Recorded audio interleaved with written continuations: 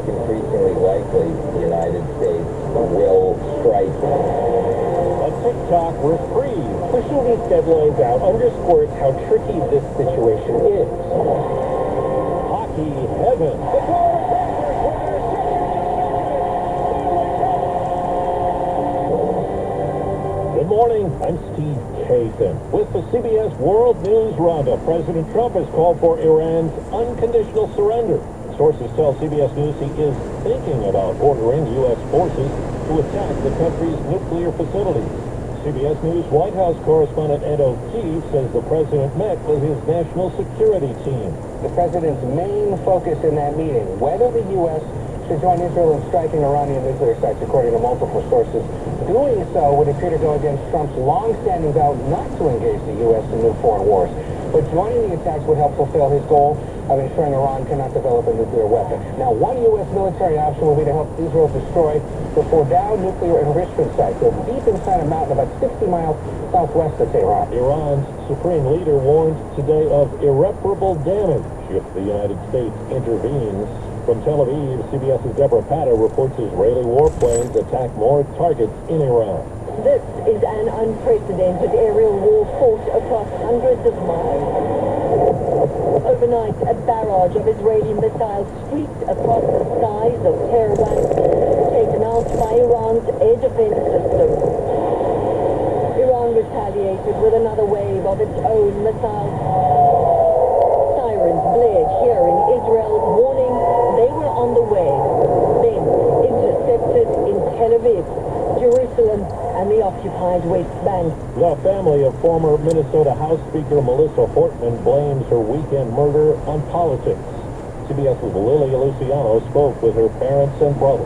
We knew that they had been shot. We couldn't find out where they were. We chased around the hospital trying to find them. We looked at each other and realized the reason they weren't in the hospital was because they weren't alive.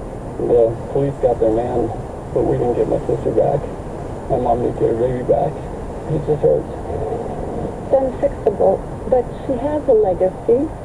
It's warming and reaffirming to hear the wonderful things that people say, but, you know, it will never be the same. How would you like people to honor your sister? I was very appreciative when I went down to the Capitol and saw all the flowers that people had brought. I just remember how she was willing to work with others to compromise. How would you like to see this moment and perhaps the ultimate sacrifice that your daughter and son-in-law and brother-in-law made change this country? If only it could. The division needs to end. The White House says President Trump intends to sign an order this week to extend the deadline for TikTok's Chinese owner to divest the video sharing app for another 90 days.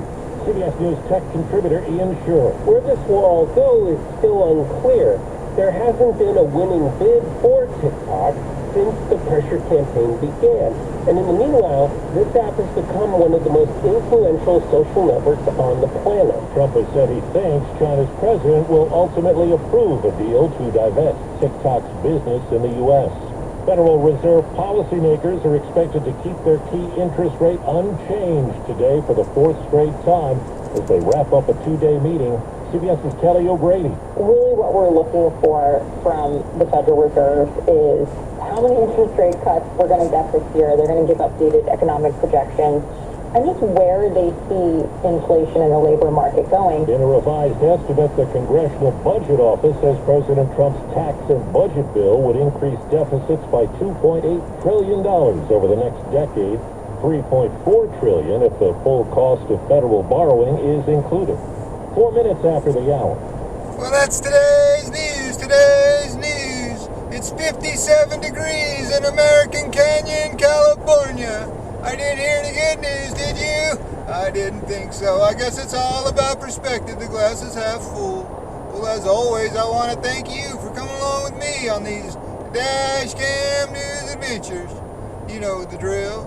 Peace, love, and all that hippie jazz. Bye-bye, everybody.